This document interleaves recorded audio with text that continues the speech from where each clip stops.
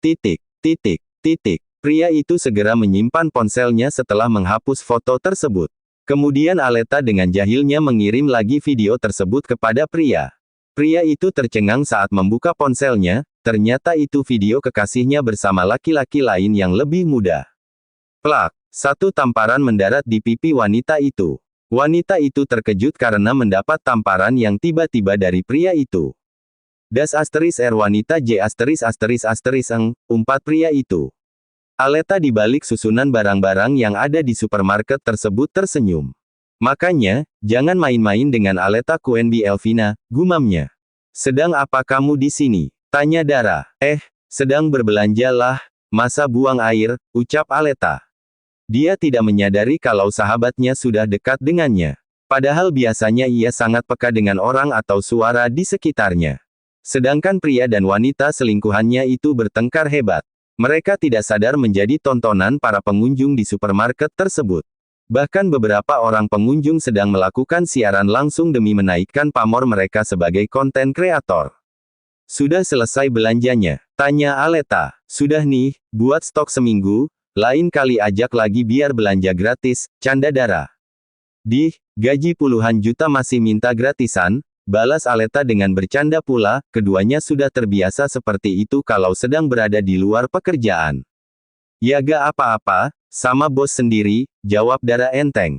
Kemudian keduanya pergi ke bagian kasir untuk melakukan pembayaran. Aleta menyerahkan kartu hitam miliknya, membuat penjaga kasir tersebut spontan melayaninya dengan baik. Yang tadinya sedikit cuek saat melihat penampilan Aleta yang terlihat sederhana. Aleta sudah punya kartu hitam sendiri, dan tidak memakai pemberian sang ayah. Sejak dulu pun ia selalu memakai uangnya sendiri dalam apapun yang ia lakukan. Bahkan kartu hitam pemberian ayahnya tidak ia gunakan. Terima kasih Mbak, ucap Aleta ramah saat menerima kartu hitamnya dari kasir tersebut. Ternyata aku salah menilai orang, di balik pakaian yang sederhana itu ternyata seorang miliarder, batin penjaga kasir tersebut. Ia tersenyum kikuk saat Aleta mengucapkan terima kasih. Biasanya pelanggan lain jarang mengucapkan terima kasih kepadanya.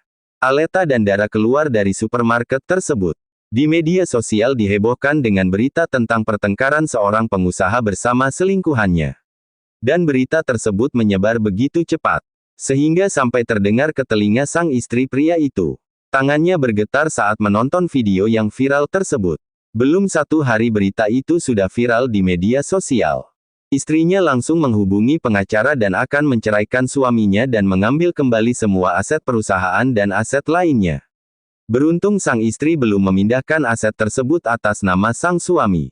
Beralih ke Aleta. Aleta minta diantar ke restoran karena motornya ada di sana. Ale, aku heran deh sama kamu. Orang terkaya kok nyamar jadi orang miskin. Dan bekerja sebagai pengantar makanan di restoran sendiri. Tanya Dara. Entahlah. Aku bahagia dengan kehidupan seperti ini, aku hanya ingin hidup bebas, jawab Aleta. Kalau aku jadi kamu, aku pamerin semua kekayaanku biar orang tunduk padaku, ucap Dara. Aleta tersenyum. Dipuji tidak akan membuat kita terbang. Dihina tidak akan membuat kita jatuh, jawab Aleta tidak nyambung. Intinya kita harus selalu rendah hati, asal jangan rendah diri, ucap Aleta lagi. Keduanya pun berpisah dengan tujuan masing-masing. Aleta kembali ke rumahnya dengan motor miliknya. Rumah minimalis yang sengaja Aleta beli untuk kediamannya sendiri. Di sisi kiri kanannya ada beberapa rumah lain tapi tidak terlalu dekat dengan rumah Aleta. Ada sekitar 50 meter jarak dari rumah ke rumah. Aleta tidak menyewa jasa pelayan untuk mengurus rumahnya. Masalah bersih-bersih rumah, ia sendiri juga bisa. Aleta tiba di rumahnya, ia menoleh karena seperti ada yang mengikutinya. Kemudian Aleta masuk dan mengabaikan orang itu. Ia sudah mengetahui nomor plat mobil tersebut. Ternyata dia tinggal di sini, gumam Ars. Ya, yang mengikuti Aleta adalah Ars. Sebenarnya Aleta sudah menyadari sejak dari restoran tadi. Awalnya Ars hanya ingin menemui Aleta di tempat kerjanya. Tapi Aleta keduluan pulang. Jadi Ars pun mengikutinya. Ngapain dia ngikutin aku? Batin Aleta. Saat ini ia mengintip dari balik jendela kaca. Ars pulang, setelah mengetahui rumah Aleta. Ars hanya sendirian tidak bersama sang asisten. Sepanjang perjalanan Ars tersenyum membayangkan tadi siang ia mengecup kening Aleta. Baru mengecup kening sudah membuatnya seperti itu. Bagaimana kalau lebih dari itu? Biasa kalau orang tidak pernah jatuh cinta, sekalinya jatuh cinta baper dan bucin tingkat dewa. Aku sudah memantapkan hatiku untuk memilih gadis pengantar makanan tersebut. Tapi aku belum tahu namanya, gumam Ars. Besok aku mau pesan makanan lagi, masakannya lumayan enak, aku suka, batin Ars. Ars tiba di rumahnya. Rumah yang dulu ia beli dengan uang pemberian gadis kecilnya. Sebuah rumah minimalis, dan rumah ini begitu berharga baginya meskipun bukan hasil keringat Ars sendiri. Ars masuk ke dalam kamarnya dan berbaring di atas ranjang sejenak sebelum ia masuk ke dalam kamar mandi. Maafkan aku gadis kecil, aku sudah mencarimu selama ini. Tapi sepertinya Tuhan tidak mempertemukan kita. Dan sekarang aku sudah mencintai gadis lain. Karena sifatnya sangat mirip denganmu, maafkan aku, batin Ars. Tidak terasa air matanya menetes. Demi kamu, aku menjadi kuat. Aku belajar bela diri agar bisa menjagamu. Demi kamu aku menjadi sukses agar aku bisa memanjakanmu dengan hartaku, gumam Ars. Tiba-tiba ponselnya berdering. Ars melihat nama pemanggil dari sang ibu tiri. Dengan malas Ars menjawabnya. Halo, ada apa? Tanya Ars ketus. Saka, ayahmu masuk rumah sakit dan perlu biaya banyak, jawab suara dari seberang sana. Nyonya adalah istrinya, mengapa tidak nyonya saja membayar pengobatan pria itu? Tanya Ars. Saka, apa? Mau marah? Dulu kemana saja saat ibuku sakit? Kalian malah bersenang-senang di atas penderitaan kami, tanya Ars. Ibu tiri Ars terdiam, memang benar apa yang dikatakan Ars. Ya, Ars sudah menemukan ayah kandungnya, awalnya Ars ingin membalas dendam kepada ayahnya itu. Tapi asistennya bilang, tidak perlu mengotori tanganmu sendiri untuk membalasnya, biarkan ia mendapatkan balasannya sendiri. Sejak saat itu Ars mengurungkan niatnya untuk membalaskan dendamnya, karena ia punya cara lain agar tidak perlu mengotori tangannya sendiri. Ars melempar ponselnya di atas ranjang, dan membiarkan sang ibu tiri mengoceh sendiri di seberang telepon. Ars melangkah pergi ke kamar mandi dan membuka pakaiannya satu persatu. Setelah itu ia menyiram tubuhnya dengan air dingin, hatinya terasa panas saat ini, setelah menerima telepon dari sang ibu tiri. Jangan harap aku mau membantunya, batin Ars, kebenciannya kepada sang ayah tidak bisa ditoleransi lagi. Karena sang ayah, dua orang yang ia sayangi meninggalkan itulah yang paling membuatnya membenci sang ayah. Bahkan hingga saat ini pun Ars enggan memanggil ayah.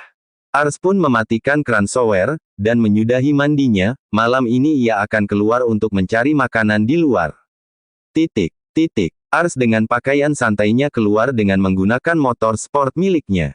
Tidak lupa jaket kulit warna hitam yang selalu menjadi kebiasaan saat ia menggunakan motor. Bik, malam ini aku makan di luar, Bibik masak sendiri untuk Bibik saja ya, pesan Ars berpamitan. Baik tuan, kebetulan Bibik juga belum masak, jawab Bik Ani. Ani seorang janda tanpa anak, setelah kematian suaminya Ani diusir oleh mertuanya. Hidup terlunta-lunta di jalan. Beruntung Ars menemukannya dan membawanya pulang untuk dipekerjakan di rumahnya. Ani yang saat itu memang butuh uang dan pekerjaan tanpa ragu-ragu langsung menerima tawaran tersebut.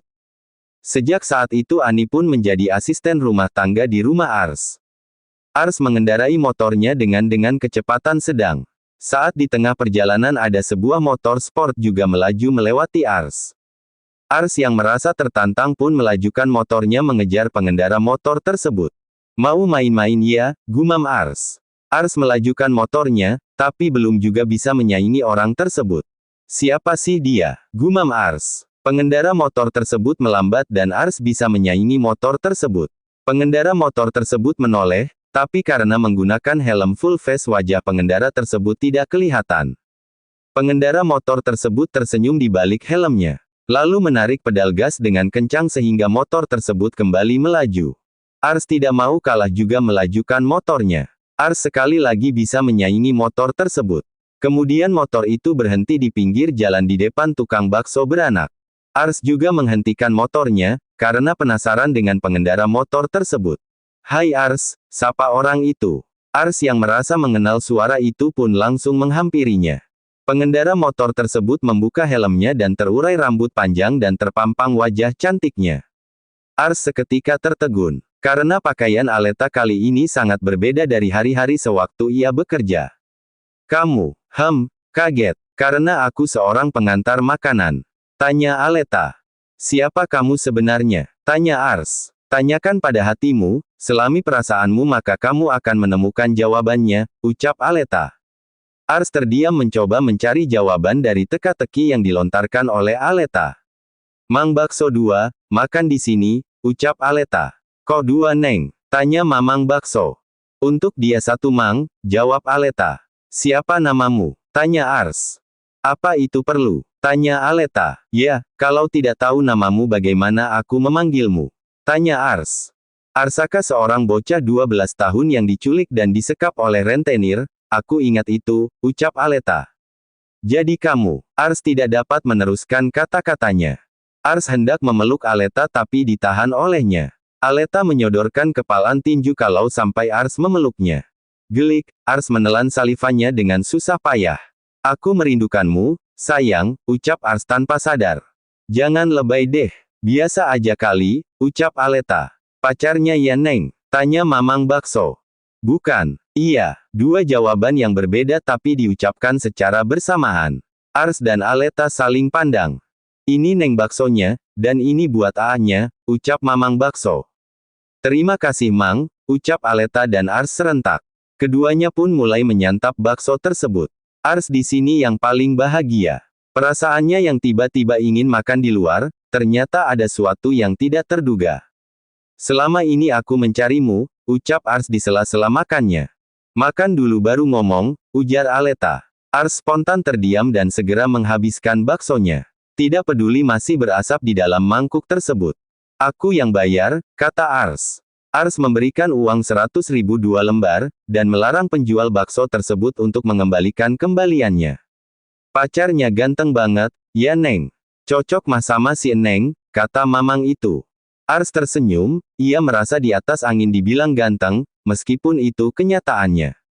Ganteng dari mananya, Mang? Tanya Aleta. Gak ada ganteng-gantengnya, kata Aleta lagi. Aduh Neng, mau ganteng gimana lagi? Tanya Mang bakso. Dia gengsi itu Mang, jawab Ars. Pulang dulu ya Mang, pamit Aleta. Tunggu, Ars hendak memegang tangan Aleta, tapi tinjauan Aleta sudah lebih dulu yang datang. Beruntung Ars gesit menghindar. Hampir saja mukaku bonyok, gumam Ars. Aleta tersenyum, ternyata kamu tidak selemah dulu.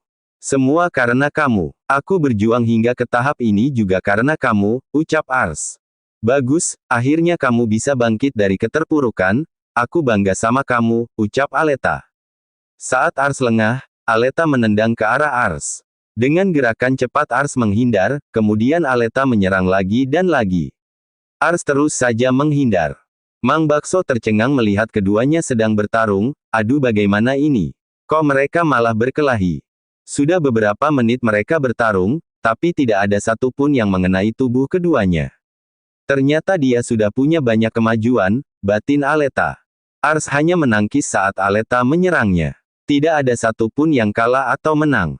Terakhir Aleta meninju Ars dengan gesit menangkap tangan Aleta dan memutarnya. Kemudian Ars memeluknya dari belakang.